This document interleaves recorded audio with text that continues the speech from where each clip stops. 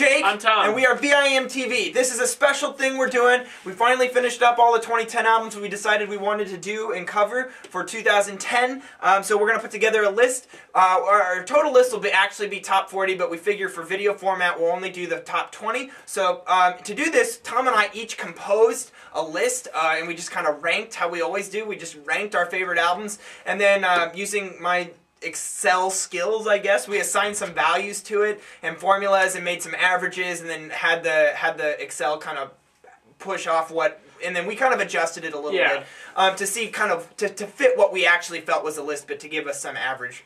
Mathematical average anyways. We're nerds. We can't help it. Just go with it, guys. That's what you love about us. Go Packers. Okay, so now, to start. Number 20, Swans, My Father Will Guide Us Up the Rope to the Sky.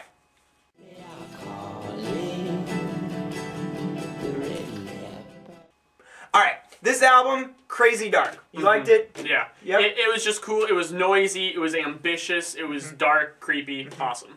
So now, number 19, Paul Weller, Wake Up the Nation.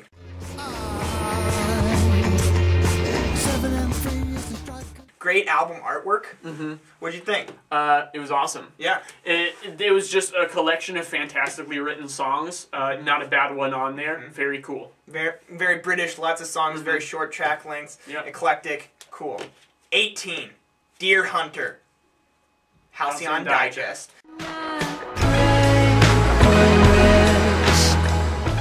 It's been a while since we touched on this. I remember really liking the dirty, crazy sound. The song Helicopter was fantastic, one of my highlights. I don't know what you thought. Yeah, I mean, it's like one of those cool indie kind of lo-fi albums. Great songwriting, great mood, ambience, just awesome.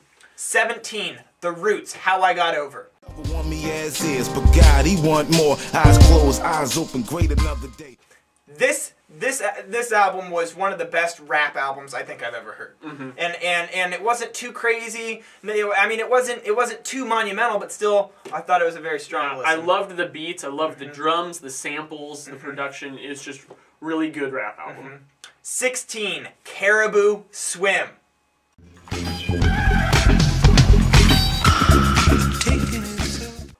This was my number 1 overall. Tom did not feel it was quite as strong, but it ended up being 16th overall on our list, which is fine, but I just want to make a note that this is my favorite album of the year. So this is definitely my favorite. Let's just keep going. 15, Phenomena, Minds.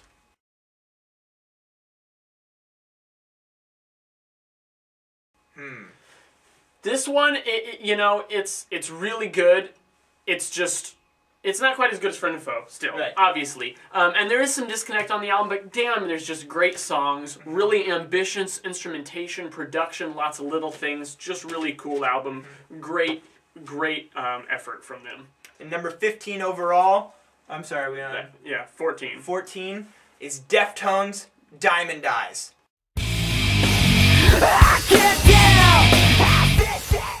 This is Tom's number 1 overall. That's my number 1 overall. I just love how they can come and just make a pounding-in-your-face rock album, still with variety, with lots of mood. I mean, I just feel like they took their instrumentation and songwriting and energy to the top with that one. It's just the best.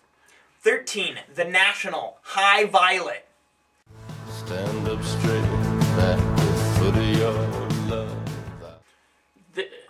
This one I keep coming back to. This was actually my number 2. Yeah. It's lower on my list. I still enjoyed this one thoroughly. I love The National, but to me, it just I haven't latched onto it as well. For me, I'm finding that what I really find important in these albums is no filler. And that album, every single song on there is just an emotional blast to me. And it's just incredible. 12, Beach House, Teen Dream.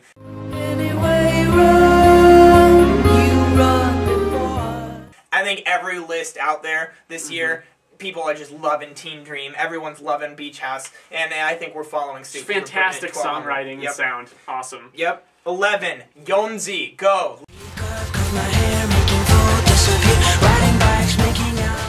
Lead singer of Sigur Rós. It's his solo effort. It's incredible and spastic and emotional and awesome. Tom loved it. I liked it. That pretty much that's that one, right? Yeah. So check that one out if you can. 10, Yay Sayer, Odd Blood.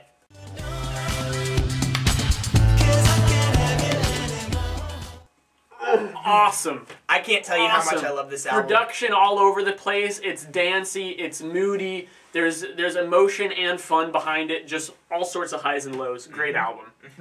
Number 9. We're in the top 10 now. We're excited. Number 9, Glasser Ring.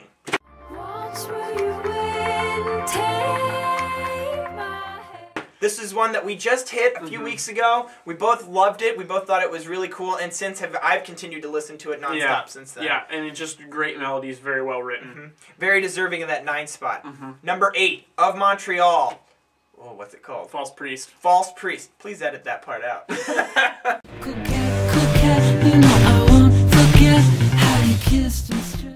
This album is awesome. It's a funky thrill ride, just full of Kevin Barnes' typical shenanigans, but taken to a whole nother level, especially with the instrumentation. Just fantastic. I loved that album. 7, Kanye West, My Beautiful Dark Twisted Fantasy. Everybody know I'm a motherfucking monster. I'ma need to see your fucking hands at the concert. I think Tom and I both felt this is a really strong album, great production, beats. Lyrics get a little iffy in there, maybe Kanye's rapping style, but overall, just one of the highlights of 2010. 6, Freelance Whales. Weather Vanes.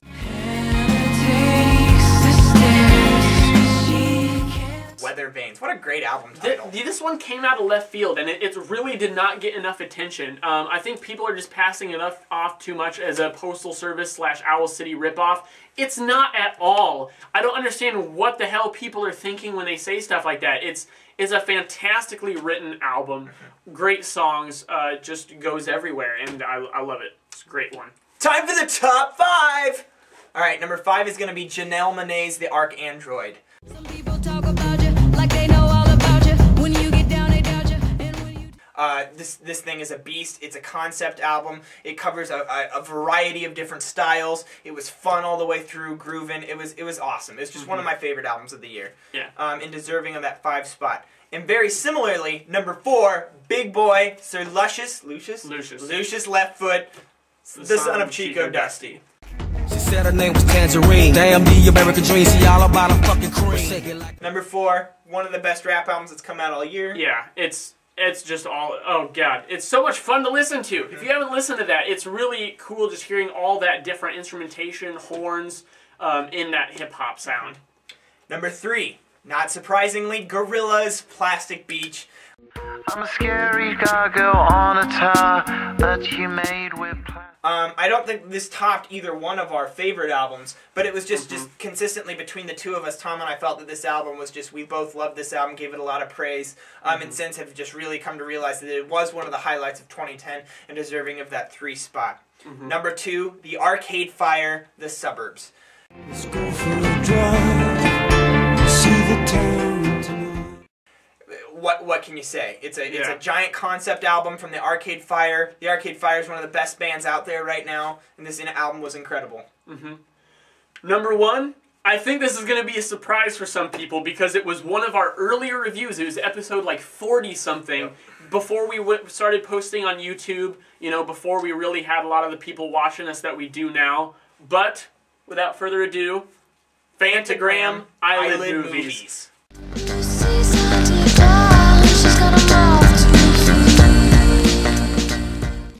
Amazing album. Every single song, what I was talking about earlier with no filler on albums, every single song on that album is moving, has an awesome beat, awesome guitar, awesome vocals, awesome songwriting. I mean, I just don't see how you could get much better than that. And I think we gave it around 80 to low 80s, but now I think I'd give it up around a 90. I gave it a 90, I think. Did you really? But I would give it upper 90s. Yeah. It's fantastic. We've been coming back to it all year. We got to see them live, interview the band, and they're just awesome folks. They're great. Yep. And honestly, as far as a band having a debut album be number 1, and I mean I think it's deserving. Yeah. I think that that's a perfect number 1 for us. So I think it's a heavily underrated album. Obviously from us, one of the best. It was neither of our number 1s, but combined number 1. I mean, it's just, and I think it deserves it. Yep. So overall, that's the top 20 from us. Now you can see down below, we'll link up to where we can give you the whole top 40 that we did as far as our favorite album goes. Now keep in mind, this has nothing to do with our score that we might have given the album in the review, because time has passed since then. But overall, this is just kind of where we're at as far as looking back at 2010 and the albums that we listened to. This is our rating of our favorites, and should be taken as so. Don't get so angry. Don't go what if, what off. We'd love to have a conversation with you about why we put on these albums as we did. But thanks for watching, everybody. I'm Jake. I'm Tom. And we are VIMTV, moving music critique forward.